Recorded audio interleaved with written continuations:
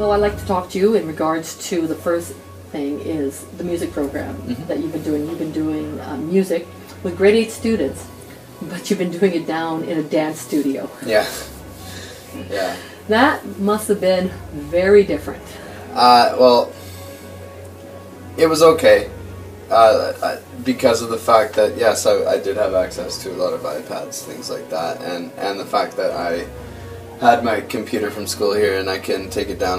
What I had to do was I had to find a lot of videos, because as opposed to being in a band room constantly with all the instruments around, being able to show them the different parts of an instrument, I went to YouTube, the internet in general, and found different clips and things like that that helped them get a visual, because I obviously can't bring down a full drum set constantly. So I would find a video of someone playing the drums, and then through that use the video as being the thing where I was explaining what different parts of a drum set are. You were able to bring guitars down. I mean, yep. I would see you every in the end, day yeah, for that, yeah. So, yeah. I mean, that took up time. Yes, it did. I mean, it took up about almost 20 minutes of class of instructional time, which was unfortunate. But we made it work. I mean...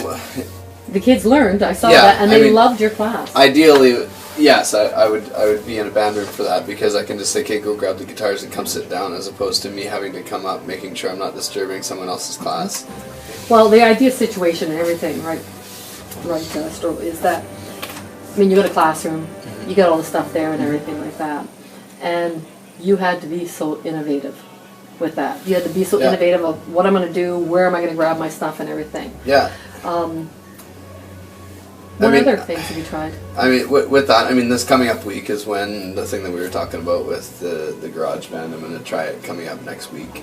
I haven't tried it yet with them, so what I'll be doing is I'll be taking down the iPads, and I'll be sort of, for the first couple of days, just playing around with garage band, and then you gave me that package, so I'm going to go through it a little bit with them and then see how they do with that. Making it, what that will do is that will bring... So when I am starting the guitars, which is when I'm going to start that kind of stuff, it will be beneficial in the fact that for the first couple of days I won't have to run up to the band room. Yes. And I'll be able to use the iPads to show them the sounds of the different chords, things like that, and let them learn that way. And they can actually, with GarageBand, they can put their fingers onto a digital version of a fretboard, which is on the guitar. So they'll be able to do that, and they won't need guitars for that. I've never used it with class ever, so I mean it's gonna be it'll be scary. Yeah. But at the same time, I've seen some of the kids actually on it before. Yeah. So even if I'm not the one that's spearheading the whole thing, some of the kids would probably be able to speak up and say, "Oh, you know what, Mr. Stroh, it looks like I know a little bit more about this," and I could say, "Okay, well, let's show the class and see what we can do with this." And I'm personally not afraid of that. No, you're not. So I like that, and I like to be able to say, "Well, look," and I can have, "Hey, class, come over, look what so and so's doing. This is what we can do." And then I'll know it from then on. But at that point, that also I think brings the kids more involved in sort of almost every single project, every final project that I do with every single one of my units in planning is on the computers, which is why I would prefer to be in a computer lab, because I can just say, "Okay, guys, turn around, go on a computer, and work on this." Yeah. You weren't in a lab with them last year for planning, and yet you made them do videos, you made them do the editing. Yeah, and I mean, that's where the cows come in now, is what I'm doing is I'm doing a lot of Prezi. They've used things like Logster, and some of them do revert back to the PowerPoint constantly. I just have shown them a little bit more with Prezi and things like that. And some of the other groups have opted to use Prezi as opposed to PowerPoint. And I just say, "Oh, look what this group's doing. And look what you can do with Prezi as opposed to what you can do with PowerPoint. You can still use PowerPoint, that's fine. However, this is something else you can do as well." And some of them have chosen to.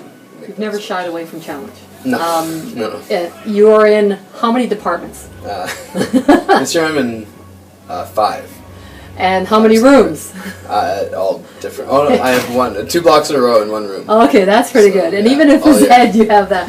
No, even if it's Ed, the phys ed group has decided to start doing some blogging and everything for that. And you've been part of that. You've taken courses. The entire phys ed department has handled that totally on their own. This is what the next step is. Yeah, I mean, that started a couple of years ago with starting with the interview process of things, having co-constructed marks with the students, having a sit down and talking about where they think they are, to have them more involved in the marking process, and realizing where we're coming from when it comes to assessment and things like that. And that's where it sort of, that was the spearhead of it all and what it brought in. Then we thought, you know what, to have them, as opposed to having an interview once or twice a semester at reporting periods, where we technically have to give them the grade,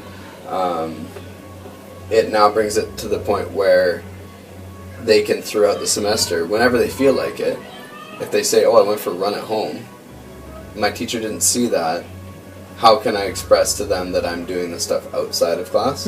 Which is a question we always had during the interviews, was what are you doing outside of your hour and 20 minutes a day in PE? Yeah.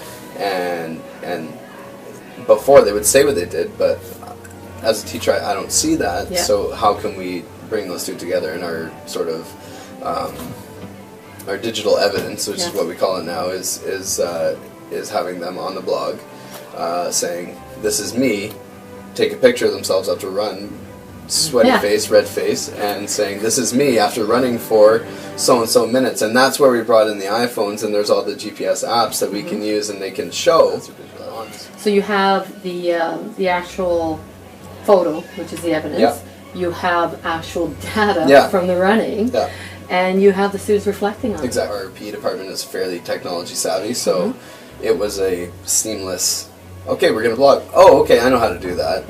Whereas it may be different in some other departments if some people haven't blogged and things like that previously. But I think as an initiative, a department can probably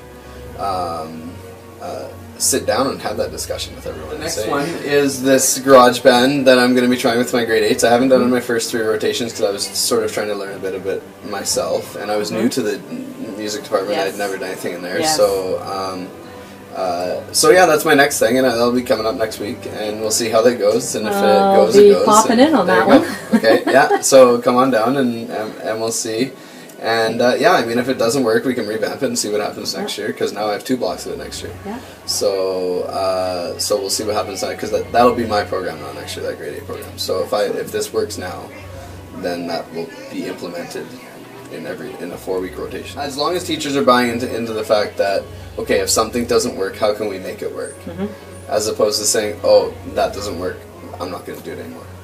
That's where we need to sort of try and fiddle with that and say, no, you know what, like it can work in a class. And as long as we try this, it will work in a class. So eventually, hopefully everyone will buy into the fact that, yeah, these things do work and they do help students. The amount of physical fitness that I see happening now in my PE classes, because just from this 1 year of blogging, it's astronomical. It's increased because of it. It's increased because of it.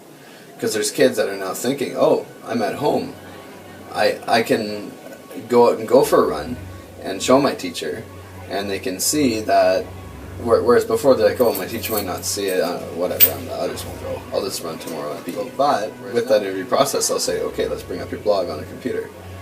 Okay, so you did this, that's great, let's talk about that. What made you decide to do these things?